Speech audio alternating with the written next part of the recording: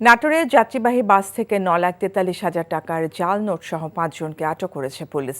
Police জানায়, গোপন সংবাদের ভিত্তিতে দুপুরে নাটোর থানা পুলিশের একটি দল সদর উপজেলার চাঁদপুর এলাকার রাজশাহী থেকে রংপুরগামী যাত্রীবাহী বাস থামিয়ে তল্লাশি চালায়।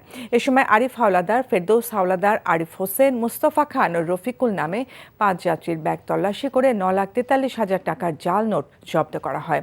আটককৃতদের বাড়ি বরিশাল, ঝালকাঠি ও সাতক্ষীরা জেলায়। চুলতা কবেকার অন্ধকার বিদিশার দিশা, মুক্তার শ্রাবস্তির কারুকার্য। চেষ্টা করবেন রাত 9টার মধ্যে বাসায় চলে আসার। মেইন গেটে তালা লাগিয়ে দেওয়া হয়। প্রতিদিন কি তড়িঘড়ি করে বাড়িতে ফেরা সম্ভব?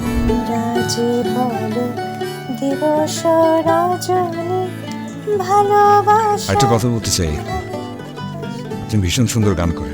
প্রেম পেরোলো অনেকগুলো মাস,